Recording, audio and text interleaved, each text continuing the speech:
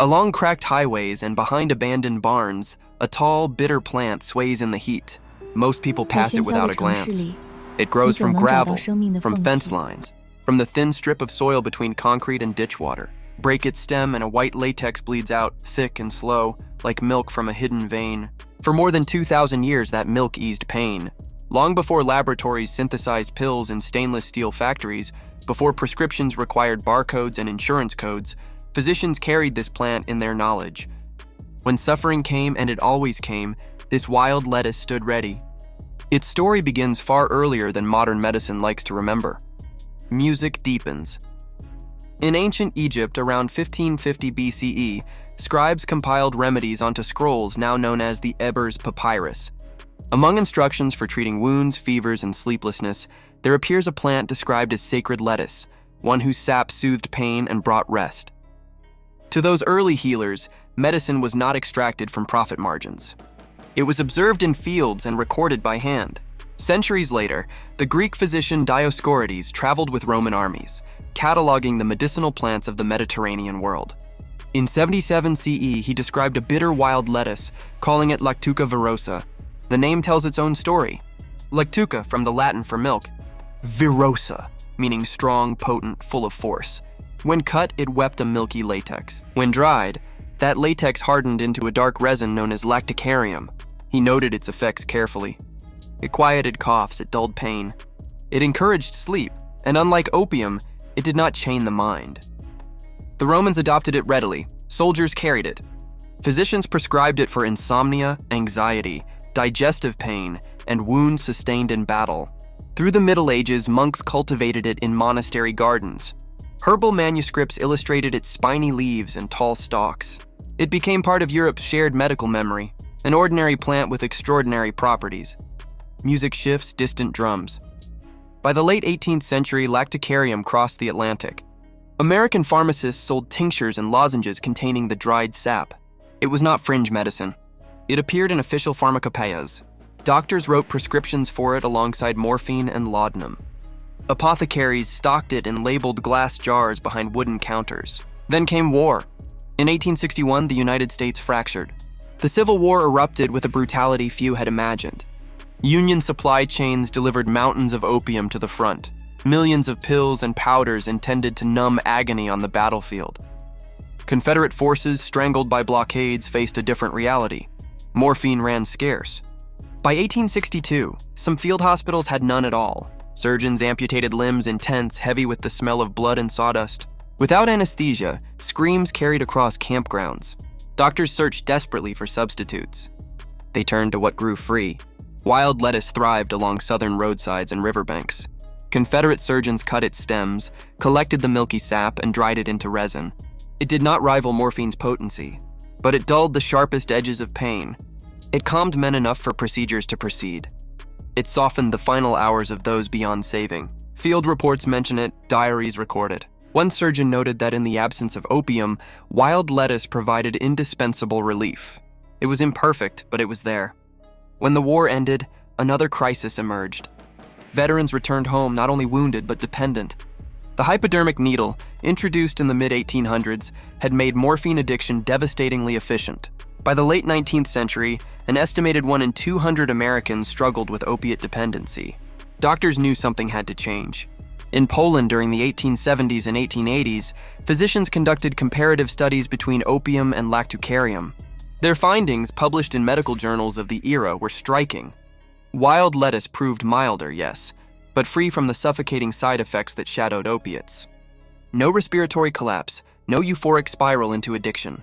In some chronic conditions, doctors reported equal or even preferable outcomes. In 1911, it entered the British Pharmaceutical Codex. Companies marketed syrups and lozenges containing lactucarium as safe sedatives for irritable coughs and sleepless nights.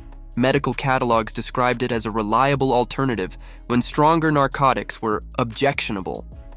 This was not folklore whispered in rural kitchens, it was sanctioned medicine. But nuance rarely survives momentum. Wild lettuce slipped quietly from official pharmacopoeias. Medical schools stopped teaching it. Pharmacies stopped ordering it. A new generation of physicians grew up unaware that it had ever been standard treatment. In its absence, an empire expanded. Music swells with tension. The global pain relief market now exceeds $80 billion annually. Over-the-counter analgesics alone generate tens of billions. Aspirin consumption is measured not in bottles but in billions of tablets, tens of billions each year in the United States alone.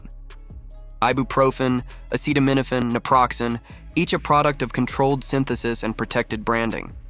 Pain is universal. Headaches, arthritis, surgical recovery, chronic back injuries. Relief packaged in plastic bottles became a recurring purchase. Yet these drugs are not without cost. Non-steroidal anti-inflammatory drugs can erode the stomach lining and increase bleeding risk. Acetaminophen damages the liver at high doses.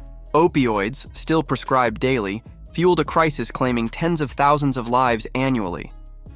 The search for safer alternatives continues. Billions of dollars pour into research for non-addictive analgesics. And all the while, along the margins of highways, wild lettuce continues to grow. Music softens, reflective. In the 1970s, amid countercultural exploration, herbal texts resurfaced. Young people searching for legal plant-based remedies rediscovered references to lettuce opium. Teas were brewed, leaves were dried. Some experiences were mild, others disappointing. Knowledge had thinned over decades. Proper harvesting techniques had faded from common practice. Scientific curiosity returned slowly. In 2005, researchers at the University of Arizona studied lactucin and lactucopicrin in animal models. At certain doses, they demonstrated analgesic effects comparable to ibuprofen. In 2021, further work clarified the mechanism.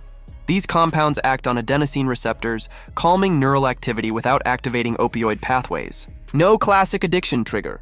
No respiratory suppression. They also inhibit acetylcholinesterase, an enzyme targeted in some Alzheimer's treatments, suggesting potential cognitive implications still under investigation. The plant had not changed. Our attention had. Today, wild lettuce tinctures and capsules reappear in online marketplaces. Prices vary, quality varies more. Without standardization, potency fluctuates widely. Some products contain minimal active compounds. Others are mislabeled species entirely. The knowledge gap remains the greatest obstacle. Fresh latex collected at peak season holds the highest concentration of active components. Traditional methods involved careful cutting in late summer, when sap flows thickest, followed by controlled drying or immediate tincturing in alcohol. These practices, once common among pharmacists, survive mostly among herbalists and foragers.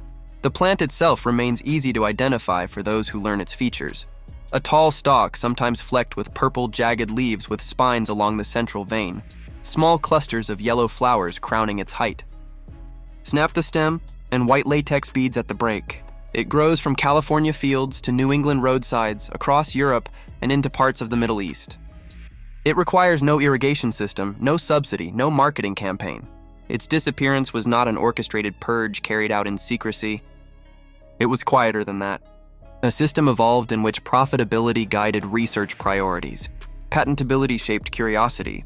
Plants that could not be owned became invisible. On Hidden Nature Vault, stories like this remind us that medicine's history is more complex than a simple march of progress. Modern pharmaceuticals save countless lives. Antibiotics, insulin, anesthetics, these are triumphs.